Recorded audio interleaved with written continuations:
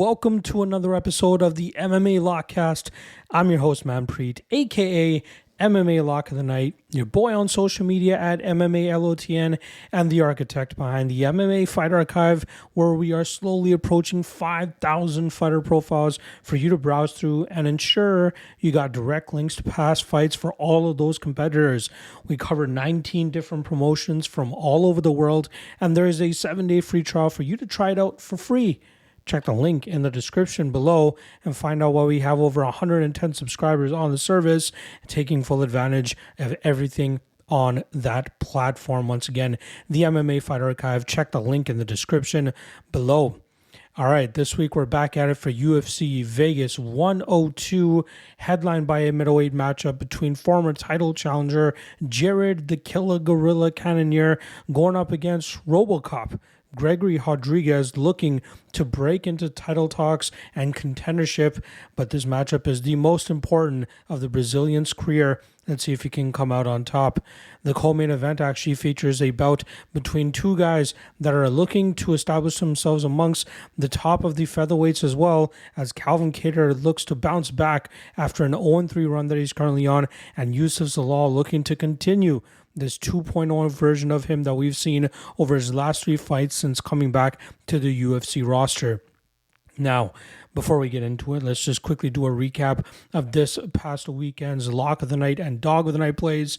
Both of my Lock of the Night plays for LFA and the UFC resulted in pushes, meaning that Hyun Sung Park, that fight did not end up going through, as Nyamjagal Tumen Dembarel ended up failing to make weight. They canceled that fight. And then even for the LFA, my guy Vladimir Kanunokov, butchered him, probably that name, was pretty much knocked his opponent out, but was disqualified because he was holding the neck of his opponent. Very weird circumstance there, but both of our Lock of the Night plays are pushes.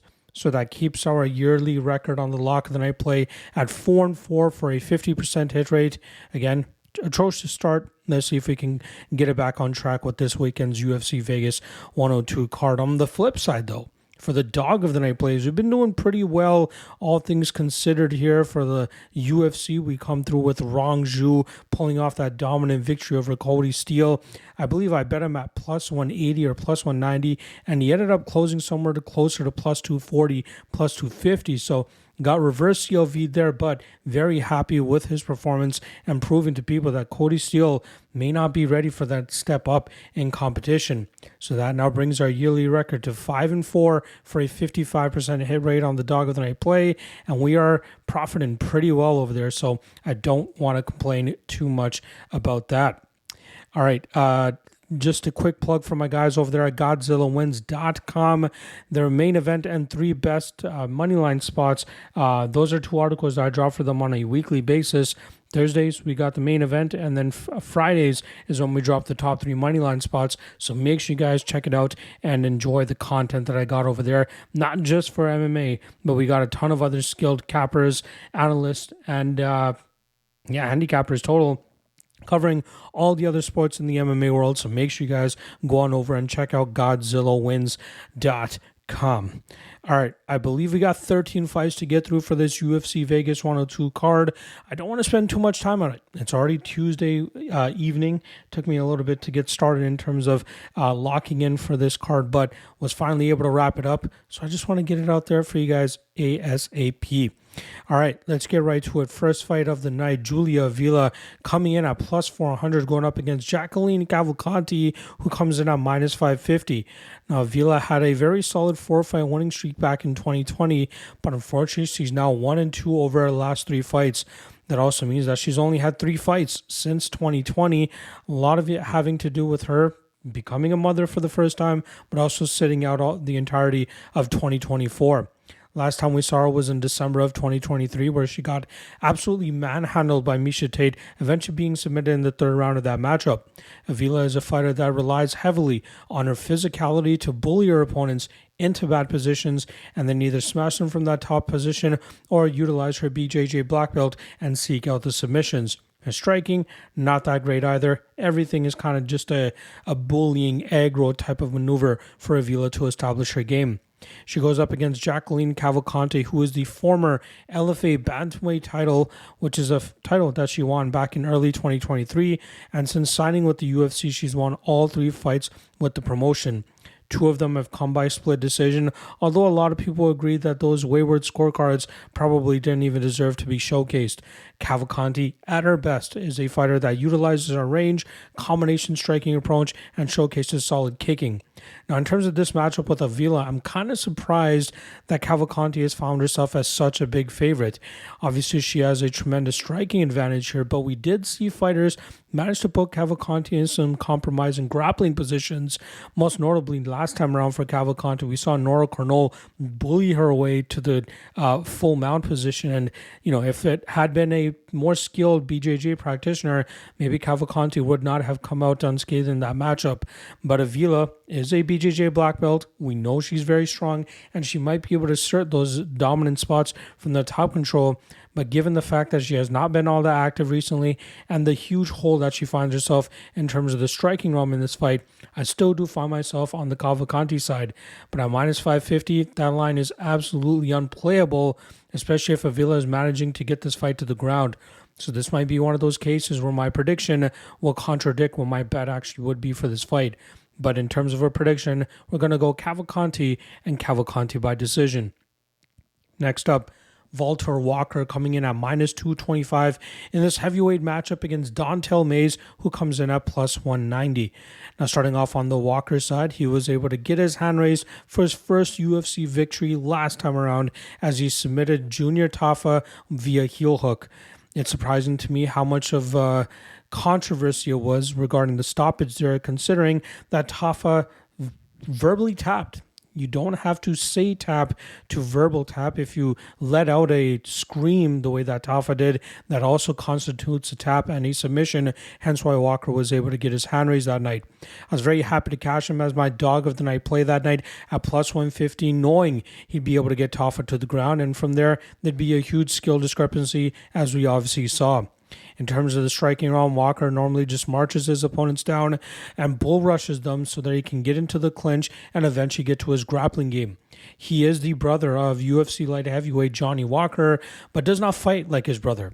Johnny is a little bit more unorthodox and flashy and powerful with the striking approach, whereas Walker, who lives in Russia and trains alongside UFC light heavyweight Bogdan Guskov, is more of a grinding grappler looking to take opponents to the ground and grind them out from that top position, or posture up and find finishes with ground and pound or submissions. He's going up against one of the most average heavyweights that we've seen in the UFC, as Dontel Mays looks to buck this losing skid that he's currently on. Well, actually just one fight that he's lost. Prior to that, he was able to get a close victory over Kaya Machado. But this is a guy that's 4-5 in the UFC, 4-6 if you want to include the Hamdi Abdel Wahab no contest. And this is a guy that is an average heavyweight all around. A decent striker, decent grappler, decent cardio. But if a fighter has him clearly defeated in one of those realms, he usually ends up behind in most matchups. Just as we saw last time around with Shamil Gadziev muzzling him up against the cage and even on the ground, not allowing Mays to get off on any success at all. I expect Walker to follow suit with what Gadziev was able to do, and I think a lot of this fight will either be played up against the cage or with Walker on top of Mays, keeping Mays on his back. I really like Walker in this spot, and I fully expect him to shut down the game of Mays and win this fight on the scorecards. Next up, Vince Morales coming in at plus 135, going up against Elijah Smith, who comes in at minus 155. Now, on the Morales side, gotta give this kid credit after being cut from the UFC back in, I believe it was late 2022. He was on a 2-fight losing streak, ended up getting cut by the promotion, and then he would go on a 5-fight winning streak where he finished 4 of those matchups between May 2023 and August 2024. That was enough for the UFC brass to bring him back in a short notice capacity against Taylor Lapilus in September, and that's where we saw the levels in this game. But Morales already had a decent striking game. It's been his grappling improvements, specifically with that front choke series, that has made him so dangerous at this stage of his career. He's still only 34 as of November of this past year. But I think he still has enough in his skill set to still have a few more fights inside the UFC, especially depending on how they try to match him up moving forward. He goes up against Elijah Smith, who's been making or will be making his UFC debut after earning his contract through the Contender Series this past season. It was a hard-fought decision victory over Aaron Tao in a matchup where we saw Smith utilize his grappling and his speed advantage in the first 2 rounds to end up winning that fight on the scorecards, even though it looked like he was running out of gas in that 3rd round, but did just enough to survive to earn his contract to the UFC. In his 3rd professional fight, he was put up against Reyes Cortez, who is the brother of Tracy Cortez. That fight taking place on the Fury FC card, but that was right after Cortez had lost his opportunity on the Contender Series, I believe at the hands of Christian Rodrigues. But regardless, that was a fight that showcased that Smith was biting off a little bit more than he could have chewed, as we saw Cortez utilize a great game plan with the consistent leg kicks and eventually some grappling to keep Smith on the defensive and eventually breaking the youngster. Now, Smith is still just 22, 23 years old, and it's clear he's improving his game even since his lone defeat, but a lot of it has to do with his striking, his ability to mix in the grappling, and trying to dictate the pace so that he doesn't find himself clawing back, especially late in fights where he starts to slow down. And this matchup against Morales, it kind of reminds me of last week's Rong Zhu versus Cody Steele fight, where we have a promising prospect making their UFC debut against a veteran with a much better strength of schedule than the favorite coming into this fight. Hence, why I actually have to lean on the Morales side. Now, Morales is not a fighter that I've been high on throughout his career, but considering the experience advantage I see him having here, the cardio advantage, his ability to be competitive in the striking realm, but eventually his grappling later on, I could definitely see him going out there and snatching up a submission as Smith starts to slow down. Smith obviously was born to a BJJ black belt, so I'm sure that aspect of his game has improved, but considering the slickness that we've been seeing Morales apply some of his jiu-jitsu game with, it wouldn't be surprising to me if he catches Smith later on in this matchup. The fight does not go to decision. Hanging around that plus 200 line is very intriguing to me, but I am going to have to lean with Morales as the straight-up dog here and maybe even sprinkle a little bit of his submission prop in round 3. All right, next up, Gabriel Bonfim coming in at minus 210, going up against Chaos Williams, who comes in at plus 180. Now, I'll start off on the Bonfim side, who suffered his first pro loss back in November of 2023, where he ended up gassing out after really putting it on Nicholas Dalby and getting finished in the 2nd round. He bounced back in his last matchup against Ange Losa in a matchup where we saw a much more mature version of what we've seen from Bonfim in the past. That was enough for Bonfim to win the 2nd and 3rd rounds convincingly, even though I do believe 2 judges scored the 1st round in his favor. But that was the first decision victory that he's won in his 16 career wins. Normally he goes out there, punches opponents into submission opportunities, and from there he is able to choke them out. But if he wants to be successful at this stage, he's going to have to know how to go 15 or 25 minutes and still be effective the entire way.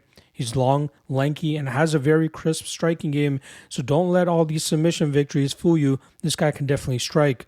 Now he's going up against Chaos Williams, who we haven't seen in a little bit. Last time he fought was May 2024, but that was also a year after we had seen him prior to that. This is a guy that has originally, when he came into the UFC, fought 5 times in a year and a half, but has slowed things down a little bit now that it seems like he's really not getting into contendership. He's a power puncher who has done a great job in terms of rounding out the technical aspects of his game so that he can harness his power over the course of 15 minutes if that's what's required. In May of 2024, we saw him land a beautiful right hook counter to drop Carlston Harris and put him away, showcasing that he definitely has the power to still put guys away. His defensive grappling has obviously improved to the point that he can keep fights standing and force guys to strike with him, but technically better strikers should be able to have the better of those exchanges. Now, Gabriel Bonfim, I think he is the better, more skilled fighter here. Minus 210 kind of makes sense, but Chaos Williams provides a lot of problems that Bonfim might not be able to handle. Specifically, if Bonfim has to strike with them for the majority of 15 minutes, Williams is more than likely to able to catch Bonfim with the big shot, and then from there it's on Bonfim whether he can recover or roll with those big shots and still stick to his game. I'd be surprised if Bonfim goes out there and tries to desperation grapple, because that will definitely impact his gas tank if this fight ends up going into the second and third rounds.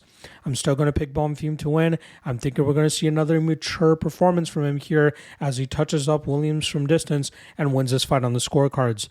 The over 1.5 is also very intriguing, especially around that minus 140 line. Next up, Rafael Estevam coming in against Jesus Aguilar, who comes in at plus 300. Estevam is coming back from nearly a year and a half away from action, but he's looking to get 13 straight wins in 13 professional fights. He has finished 7 of his 12 opponents, but obviously the large amount of his success can be attributed to his Brazilian Jiu-Jitsu game, whether it's ground and pounding his opponents or opening up submissions and forcing the tap. Last time around, we saw him against Charles Johnson, and where he did a great job in terms of scrambling and establishing his control with his grappling in the first and second rounds, even though he started to slow down tremendously in that third round. He's very skilled, trains at the Novo União camp, has come alongside Jose Aldo during some of his peak years, and I think he is more than capable of still becoming a ranked fighter in this division. He just needs to be a little bit more active in terms of taking fights. He's going up against Jesus Aguilar, who dropped his UFC debut against talented Japanese fighter Tatsuro Taira, but has since pulled off 3 straight victories. He was the underdog in his last 2 matchups, most recently picking up a guillotine choke over Stuart Nickel in Nickel's UFC debut. That was a fight where we saw Aguilar give up his back and some precious control time to Nickel, but once he created a scramble, that allowed Aguilar to get to his patented guillotine approach and force a tap from his opponent. Aguilar is a guy that likes to crash the pocket with big power strikes and then eventually pulls out desperation takedown attempts from his opponents, which is where he's been able to guillotine numerous of his opponents and force them to tap or put them out cold. I believe Estevam is the side in this matchup, but minus 400 is a little bit too wide for me to get behind, especially if he's unable to finish this fight. Aguilar could definitely pressure him and bully him into making some mistakes later on in this fight that he could capitalize with his guillotine or the big power that he brings to the table. I'm going to look for Estevam to utilize his kicks to open up his takedown attempts and then eventually find the back of Aguilar and find the submission. But again, minus 400 is not the line I want to be tying myself to here. So give me Estevam and Estevam by submission. Next up, Jared Gordon comes in at minus 280 as he goes up against Mashajan Ruziboev, who comes in at plus 240. Now, Gordon is taking the short notice replacement after his original opponent, Cowie Fernandez, was forced to pull out of their matchup just a few days ago due to visa issues. Now, Gordon unfortunately came up short by split decision last time around against Nasrat Haqparast, which has been seen as a very controversial decision, but it clearly came down to that third round, and both guys were swinging heavy. They were swinging consistently. There was a ton of output that night, or in that round specifically, and I could see how 2 judges ended up giving that round to Haqparast, considering the optics of how it was looking with him consistently throwing with Gordon. But upon closer and review, you could see that Gordon was landing more cleanly, and he may not have thrown and made it look as good optically as Haqparast did. I thought Gordon was more effective with the offense that he was throwing in that round. Regardless, he ends up coming up on the short end of the stick that night. He's 36 years old, back to ground zero, looking to build his way back up. He did have a 3-fight winning streak between 2020 and 2021, but now he is 2-3 ever since, and I believe he has the capabilities of being a decent lightweight, but the issue is fighters just being a little bit more physical than him, being a little bit more explosive, and those guys are the ones that are able to land more eye-catching shots and will force Gordon to do a lot more to make up for those optic disadvantages that he might be at. Now he's going up against Mashrabjan Ruziboev, who is the brother of current UFC fighter Nursultan Ruziboev. Mashrabjan finds himself on a 7-fight winning streak, but the majority of his wins, of his 20 wins, have all been against scrubs. Now, the combined record of his opponents that he's defeated at the time of facing them is 89, 90, and 2. 15 of those 20 wins came against fighters with a record of 500 or less, and 11 of those 20 wins have come against debuting or fighters with no wins. It's clear that he's going out there and just can crushing these guys, doing exactly what he should be doing, putting them away in less than a round. But when we see him face some resistance, there is a lot of holes in his game that guys can take advantage, especially in the UFC level. Ruziboev is obviously capable of pulling off a Hail Mary knockout here, but I think for the most part, Gordon should have no problems controlling this fight.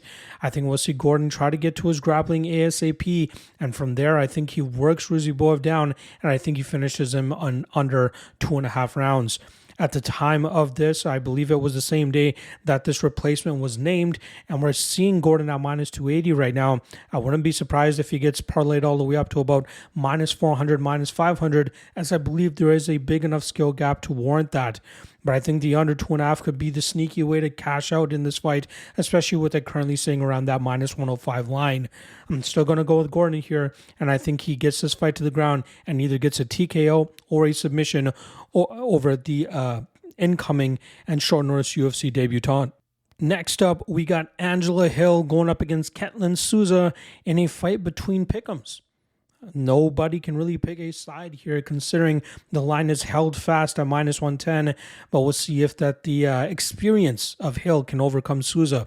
Now, I'll start off on the Hill side, who was on a 3-fight winning streak 5 years ago. Unfortunately, she's been unable to capitalize on it, and then she went 1-5 over her next 6 fights. She now finds herself 4-2 over her last 6 fights, but I believe a lot of that has to do with the fact that she can go out there and outlast a lot of these women and still get her hand raised. Last time around, we saw her go up against Tabitha Ricci, who had a great game plan of mixing her clinch and her grappling to make it seem like Hill was on the defensive for most of that matchup. Hill, 40 years old, has been widely known to be working on her grappling at this stage of her career, which is why we saw her pull off a submission just 2 fights ago against Luana Pinheiro, who is, I believe, a BJJ black belt, if I'm not mistaken. Hill, at her best, is normally a fighter that establishes a high-volume striking approach, utilizing a lot of combination, keeps up the middle, and some nasty Muay Thai when she can get inside. Her grappling has kind of been the flaw throughout her career, but it's obvious she's worked on that aspect of her game, and even at 40 years old, depending on who they put her up against, she can still be a very tough out. Now she goes up against Ketlin Souza, who pulled off a massive upset victory back in September as she clubbed and subbed Yasmin Yargui en route to a first-round finish. Souza is a fighter that was a former Invicta FC flyweight champion, but after getting signed to the UFC, she lost her first fight, getting her knee absolutely shredded by a knee bar from Karine Silva. Silva returned with back-to-back victories now, but I don't know if she'll ever pick up a victory that was as high regard as the Yasmin Yargui fight. She's a decent striker, decent grappler, but nothing special jumps off the page about her. I do believe that this is a matchup that Hill can utilize her experience advantage as well as her striking advantage to touch up Souza and win this fight on the scorecards. Look for Hill to use a lot of good footwork, a lot of good movement to nullify the power of Souza, especially from what we saw in her Yargui fight. And even if this fight ends up hitting the ground, I think Hill can quickly work back to her feet and then get back to her striking advantage. Minus 110 is not a bad spot, but again, it's kind of hard to completely justify betting a 40-year-old at this stage in their career. I'll have to wait and see how this line shakes out throughout fight week, and if she ends up hitting plus money, that might be a little bit more of an incentive to take a shot on her, but I still might end up budging at minus 110. We'll see later on this week. But again, the official prediction is going to be Angela Hill by decision. All right, next up, we got Connor Matthews coming in at plus 260, going up against Jose Delgado, who comes in at minus 310. Now, I'll start off on the Matthews side, who made his UFC debut last year and came up short against Denis Buzukja before being finished in the final round of that fight. Matthews was at a technical striking disadvantage, and even though he was the one controlling the cage with the center control, the octagon control moving forward, it was clear he was the one eating the brunt of the big shots that were being thrown in that matchup. And I think a lot of that has to do with Matthews being a solid bully and utilizes solid physicality to establish his game, but if he's behind in terms of the skill set and technical aspects of the game, that's where we'll see him start to get outshined, outworked, and potentially even finished. Unfortunately for him, he's going up against a very talented and skilled Jose Delgado, who picked up the most important victory of his career back in August when he landed a nasty knee to crumple and finish his opponent, earning his contract to the UFC through the Contender Series. That earned Delgado his 5th straight victory, bouncing back from his only lone defeat, which came at the hands of Chris McCate, who's actually a very solid grappler, and he established that style against Delgado, who had no answers for it. But since then, Delgado has clearly improved that aspect of his game, even utilizing it offensively to get opponents off balance, snatch their back, and eventually even snatch up their neck. He is a product of the MMA lab and is a pupil of Benson Henderson, former lightweight champion, I should say. And Benson has clearly invested a lot into Delgado's career, and it's very good to have a veteran like that closely attached to you, especially with a kid that has the type of potential that Delgado does. I do believe Delgado is the far superior fighter here against Matthews. I don't think Matthews has a technical striking advantage, nor do I think he has the grappling to keep Delgado into bad positions. Look for Delgado, even off of his back foot, to touch up Matthews from distance with his speed and just pure striking advantage, and I think that will allow him to go out there and grind Matthews out with that point striking approach and winning this fight on the scorecards. I think Matthews needs a finish to get the victory here, and I just don't see that happening. All right, next up, we got a grappler's delight between Rodolfo Vieira, who comes in at minus 250, going up against Andre Petroski, who comes in at plus 210. Now, we'll start off on the Vieira side, who, for the first time since his first 2 fights with the promotion, finds himself on a 2-fight winning streak. He's 35 years old, one of the best BJJ specialists in the UFC, and currently has a 5-2 record in the promotion. It's not a bad record, but once you narrow in on the fighters that he's beating and the guys that are beating him, we kind of figure out what his ceiling is at this point. He's strong, he's physical, and an absolute menace on the mat, even in deep water, especially when his body language does not look that great. His striking leaves a lot to be desired, and even his cardio as well. That's kind of what's been getting him in trouble later on in matchups. A lot of his success is front-loaded in his fights, which is why he wants to try to get fights done earlier rather than having to dig deep late when he's starting to slow down. We could probably apply the same thing to Andre Petroski, especially considering how much we see him slow down later on in matchups, but we are seeing him go 15 minutes and look pretty damn good doing so. We saw him do it against Dylan Budka last time around, and to Josh Fremd before that in July, taking these guys down and controlling them for the majority of 15 minutes. I think establishing that top control allows Petroski to dictate the pace, catch his breath, and ensure that he's not completely getting gassed out so that he can get to that 15-minute mark if he's unable to get a finish. He throws with big heat on the feet, but it's obvious he does his best work when he can get opponents to the ground and crush them with that top pressure that he brings to the table. Now, I'm very surprised that this matchup is as wide as it is. I get it. Vieira is the more credentialed and accomplished BJJ specialist, but both these guys normally bring the same thing to the table outside of the fact that I think that Petroski is the better wrestler, and I also think he has more power in his hands that could cause Vieira a lot of trouble in the striking realm. Thus, I could either see Petroski controlling this in the striking realm, just slowly fading Vieira and just wearing him out with his clinch, or I think he can be safe enough from that top position to keep Vieira on his back and just grind him out from that position as well.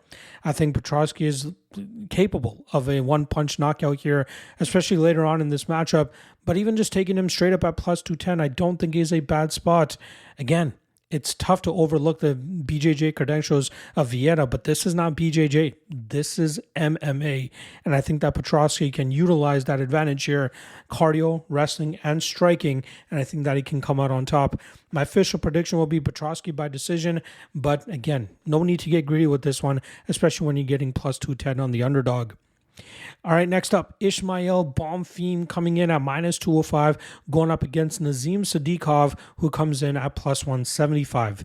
Now, starting off on the 29-year-old Bonfim side, he comes in with a stellar 20-4 record and successfully bouncing back from a July 2023 loss to Benoit Saint-Denis.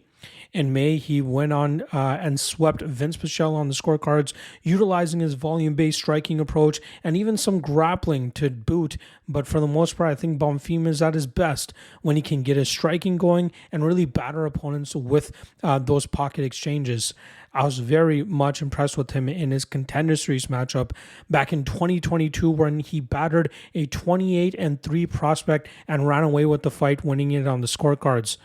That flying knee knockout of Terrence McKinney was also nasty as well.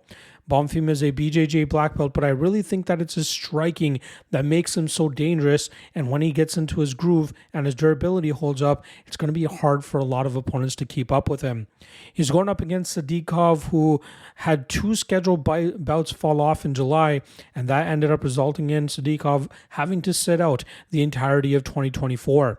The last time we saw him in action was in November of 2023, where he went to a draw against Slavoklav's Vyacheslav Borshev. That was a matchup where Sadykhov got touched up in round 1, landed a massive knockdown and follow-up shots in round 2 that led to 10-8s all around. And then eventually round 3, Borshev was able to settle back into the fight, touching up Sadykhov and getting that round scored in his favor. Unfortunately, that round 2, 10-8 ended up making the fight go to a draw. Hence why neither fighter actually got their hand raised that night. Sadykhov is a decent striker with good power, has some solid grappling abilities as well, but I still question his ability to be successful against some of the ranked guys or even top 30 guys in this UFC lightweight division. His record is impressive at 9-1, but the things that kind of stick out to me is obviously the Borshev fight, but even the fight before that against Evan Elder, where Elder was up on all scorecards going into the 3rd round, and then Sadykhov landed a nasty shot that cut Elder open, and that cut forced a stoppage to the fight. Sadykhov is kind of getting bailed out by his power in some of these matchups, but I wonder when it doesn't bail him out, will he still be able to come out on top? And I think we're going to get that answer this weekend as he takes on a superior striker and overall superior mixed martial artist in Ismail Bonfim.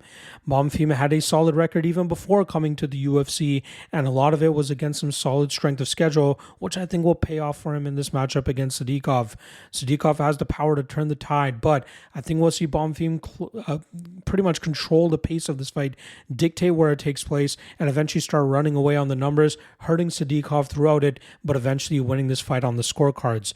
It's a tremendous fight, but I think it's a great one for the Bonfim brother to come out on top and hopefully join his brother in victory later on that night. Our next up, Edmund Shahbazyan coming in at -360, going up against Dylan Budka, who comes in at +295. Now with Shahbazyan, you really got a feel for the kid. He's always looked like a top 5 fighter in the first 5 to 6 minutes of fights, but then his cardio dump eventually comes along and opponents are able to get him out of there. Since 2019, he has finished 4 of his 5 wins in the first round. Unfortunately, the 5 that he lost all entered round 2, with him being finished in 4 out of those 5 matchups. To his credit, in his last fight against Meerschaert, he made it into the second round. He was looking very good, battering Meerschaert, nearly finishing him in that round, but the fight IQ from the veteran kept him safe and eventually turned the tide and got a quick submission over Shahbazyan. Shahbazyan's still only 27 years old, and he might be able to learn from that last performance, but you have to wonder how many times he's going to have to blow his gas tank before he realizes that he really needs to dial it in. His technical striking, high level. He has a very slick submission game as well if he needs to lean on that. But in this matchup against Budka, I think we're going to see him utilize his technical striking advantage to try to thwart the grappling that's probably coming his way. Now, Budka is a guy who, for the last 2 fights, I believe has kind of shown us his ceiling inside the UFC. If he can't get his grappling going, he's going to get touched up by better strikers, as we saw Cesar Almeida do, or if he's fighting another grappler, he's probably going to get grinded out, especially with the lack of game that he has off of his back. I don't want to get too far into Budka here because I believe Shahbazyan is the side, but at -360, it's kind of hard to trust somebody that we know has a cardio issue. The under 1.5 at slight plus money is not a bad way to go about this fight, as I think Shahbazyan's striking advantage will pay off for him here as he touches up Budka and eventually either finds a knockout or a club and sub victory. I know it's been hard to put Budka away, but I believe there is a big enough striking advantage here for Shahbazyan that he can take full advantage of that. All right, co-main event time. We got Kattar coming in at plus 325, going up against the streaking Youssef Zalal, who comes in at minus 425. Now, Kattar had a fantastic start to 2022 when he handed Giga Chikadze the first defeat of his UFC career. Unfortunately, that was the last time he would get his hand raised. He lost a split decision to Josh Emmett. He ended up shredding his knee to Arnold Allen. And then when he returned at UFC 300 last year, he got absolutely grinded out by former bantamweight champion Aljamain Sterling. Going into that matchup, Kattar had a 91% takedown defense rate, but it dropped to 72% after the fight with Sterling, as Sterling ended up landing 8 takedowns on 13 attempts. At his best, Kattar is a fighter that establishes his striking and combinations and really touches up opponents. He has deceiving knockout power, but it's been a long time since we've seen him actually earn a victory by knockout. He'll be about a month shy from his 37th birthday here, and you have to wonder if he's going to be able to showcase any of the potential that we've seen in the past, or if he's going to succumb to another streaking contender here. Now, Zalal is clearly a 2.0 version of what we've seen from him in the past. He got cut from the UFC back in 2020 and then went on a 6-fight winning streak. 3 of those fights coming outside of the promotion. He got his way back into the promotion on short notice and has finished guys like Billy Quarantillo and most recently Jack Shore. It was a very impressive performance from Zalal last time around, pretty much dictating the pace in that entire matchup until he eventually hurt Shore very badly and eventually got that submission victory. Zalal was known as a very solid striker, but it's clear that his grappling has very much caught up to the rest of his game, allowing him to be a submission threat, finishing the majority of his opponents by submission at this point. He does a great job in terms of taking the back of his opponent and slowly working his way under their neck so that he can force the tap from them. This matchup against Kattar, I think Zalal is just as good of a striker as Kattar, and that should allow him to really dictate the pace of this matchup, whether that's with just utilizing his striking or getting his grappling going, catching Kattar off guard, and eventually hopping onto his back. I think Zalal is going to be trying to make another statement here by looking for another submission victory. I was never sold on Zalal, but that Jack Shore fight really took me over the top, especially seeing what he was able to do to a fellow grappler. Now, I think that Zalal will be able to do the same thing to Kattar here and maybe even find the submission. I don't mind parlaying him up to minus 500.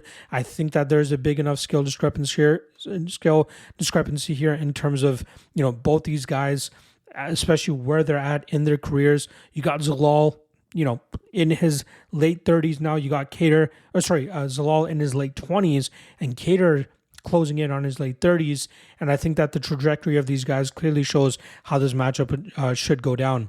Again, normally I would look to fade Zalal at this type of number, but I believe he has fully won me over, and I think that this is a more than worthy stylistic matchup for him to look his price tag. So once again, give me Zalal, and Zalal by submission. All right, main event time. Middleweights going at it here as we have Jared Cannonier coming in at plus 185, going up against Gregory Rodrigues, who comes in at minus 220. Now, I'll start off on the Cannonier side of things, who's a month shy of his 41st birthday, but he'll be looking to avoid the first 3-fight losing streak of his entire career. He went 0-2 in 2024 with both fights being main event spots, as he ended up coming up short against Nasruddin Imavov in June and then against Kyle Bahayo. I believe that was back in August. It was pretty quick after that loss to Imavov that Cannonier jumped back into it. Going into that fight against Bahayo, I think a lot of people, including myself, thought Bahayo needed to get extended minutes of control time for him to win that fight, but it seemed like the age and the crippling speed and the durability issues of Cannonier are starting to show themselves as Bahayo was able to go out there and win 4 out of those 5 rounds, really touching up Cannonier from distance, utilizing his speed, utilizing his power, and nearly finishing Cannonier in the final round of that fight. I think that's showing the trajectory of Cannonier's career, and it's going to be tough for him to break back into the top 5, top 10 of this middleweight division, and this weekend will be a good indicator whether he can do that or not. He might be an anomaly considering that he's 41 years old and still main eventing some of these cards, but he's going up against a very tough Gregory Rodrigues, who's closing in, I believe, on his 33rd birthday. I believe it's going to be 2 days after this matchup, but he's really coming into his own as well. He's currently on a 3-fight winning streak, and most recently he was able to go out there and just outwork Christian Leroy Duncan, winning that fight on all 3 scorecards, utilizing his striking and his grappling to just muzzle the offense of Duncan. Rodrigues came into the UFC mainly as a BJJ threat, but has clearly improved his striking game to the point that he can outstrike strikers and even club and sub a lot of his opponents. Durability has been a little bit of an issue throughout his career, but if it holds up for him, he's definitely one of the best middleweights on the UFC roster. In this matchup against Cannonier, it's tough to fully justify the chalk on Rodrigues, but I found myself trying to justify it. I believe he is the better fighter here, especially where they're at in their careers. I don't think that Cannonier is going to be able to eat some of the big shots coming back his way from Rodrigues, and I think that will lead to the Brazilian either getting a club and drum or a club and sub submission here. Cannonier might be able to get some offense of his own, but I expect this fight to finish within 25 minutes. I don't expect it to hit the scorecards. I think that it's going to be Rodrigues that ends up getting his hand raised here. Cannonier by knockout at plus 300 is not a bad head spot, but I believe that Rodrigues is the side, and I think he comes through in this matchup. I'm going to say by knockout. There you guys go. Full card breakdown for UFC Vegas 102.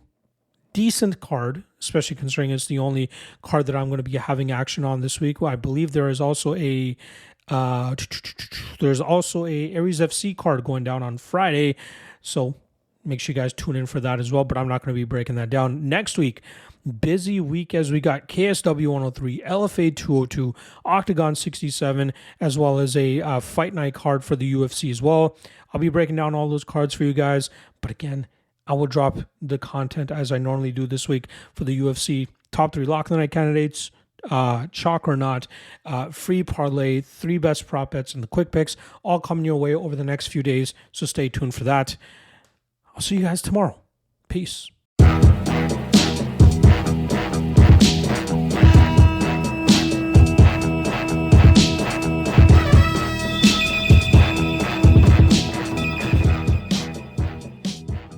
Last thing.